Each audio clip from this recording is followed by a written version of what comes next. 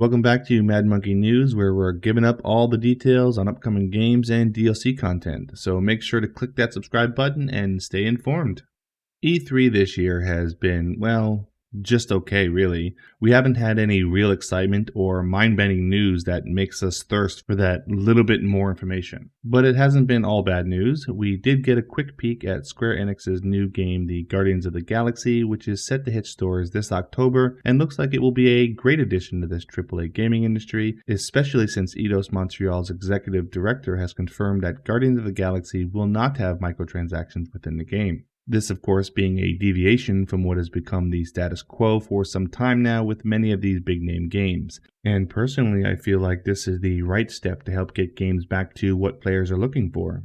A rich, story-driven game that is just, well, fun to play, and Guardians promises just that. The dev team has already confirmed that this will be a single-player, story-driven action-adventure game and not another cookie-cutter mission-to-mission microtransactional game with vanilla characters and flat dialogue. Which for me anyways was the main reason I never finished playing the last Marvel game that came out. But if you're expecting something brand new to the industry, you may be a little disappointed because Telltale Games first came out with a Guardians game back in 2017 that was an episodic video game that saw 5 separate episodes with 5 different mission-driven storylines, and though the game mechanics and camera angles were a little wonky to say the least, it was still a pretty fun game to play.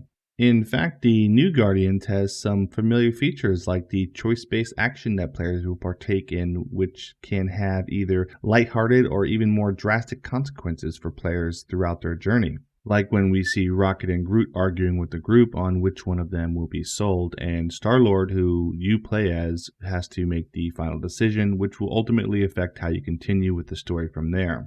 In fact, the new Guardians game looks like a more cleaned up version of the Telltale edition, but it does appear like they have done more than just some visual improvements on character models and the environment. You can clearly see a more fluid-based combat system and camera angles that better fit today's third-person action games with the over-the-shoulder view. And the newer combat mechanics allow for players to freely utilize all of Peter's gadgets and other Guardians special abilities in real time that makes for a much more lively action-packed adventure game.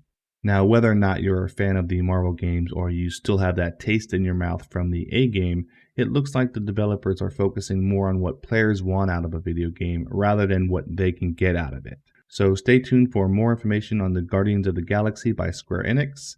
Thank you for watching Mad Monkey News. If you've enjoyed this content, please click the like button, and until next time, keep on gaming.